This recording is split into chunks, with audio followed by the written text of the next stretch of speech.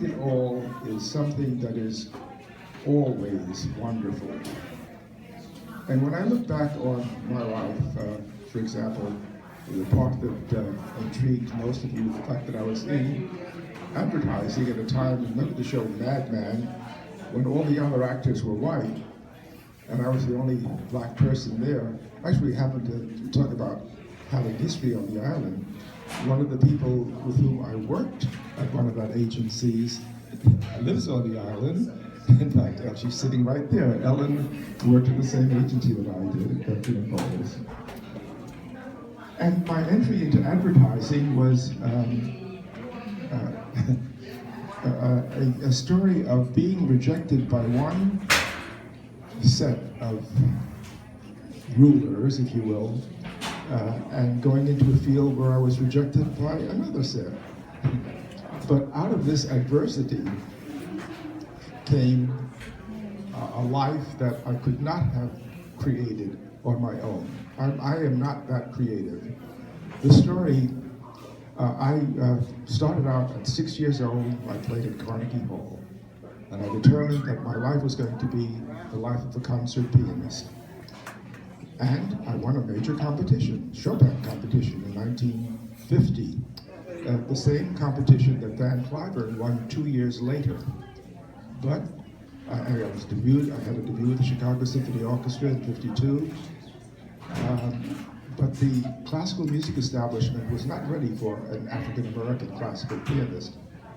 And so when I was drafted into the Army in 1953, I was fortunate enough to have my talent recognized, and I worked at a radio station during the whole Korean thing in New Jersey, and ended up coming to New York and Philadelphia doing temporary duty in television stations, so that I got familiar with the television format at a time when television was still in its infancy. This was 1953. So that when I got out of the Army, I was determined to restart my performance career. Hurock and Columbia Artist Management were not interested. What could I do? I had to earn a living. I was 25 years old. And I said, well, I could do college teaching. So I went into an agency that hired college teachers on 42nd Street and left my resume. And while I was there, I remembered that several years before I had sent an inquiry to NBC about a concerto that I had heard used as background music for Goodyear Playhouse. Goodyear Playhouse was on NBC, and I got a letter back from Young and Rubicon telling me what that piece was. And I said, oh wait, I could do background music for one of those dramas. You remember they had Goodyear Playhouse and Playhouse 90 and Studio, all of these wonderful Patty Chayefsky and other great writers wrote for Portland Foot and so on. And so I said, let me see, that agency that answered me is just 2 blocks from here. And so I walked in to Young and Rubicon at 285 Madison Avenue. I didn't know anybody.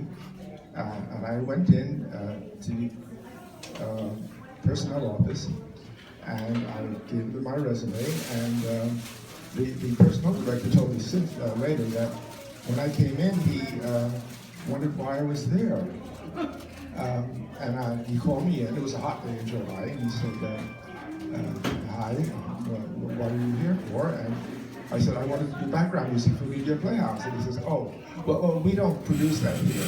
And he got up to shake my hand, just to tell me goodbye. And I said, well, wait a minute.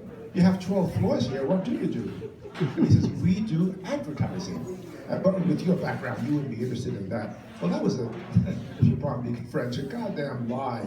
I probably was the most qualified person to write for advertising in 1955, having had this experience in the Army, and 53, having a background in fine arts and being a writer of music and copy. But anyway, there were no blacks in advertising, and so that really I was in the wrong place, ostensibly. So I said, wait a minute, I don't know what I would be able to do or would want to do unless I tried it. So to get rid of me, he says, well, why don't you go home and write some commercials? Okay, I went home and wrote 10 commercials overnight, one of which had a format that was then in production for another product at Y&R. cut the creative director, who happened to be Jewish, and he was one of the first Jews in advertising, and so he had a sympathetic ear for what I was presenting. And he called me in for an interview, and he said, look, if you were white, I'd hire you immediately, but you're not. So I'm wondering, I want to create a Jackie Robinson. Have you ever written jingles?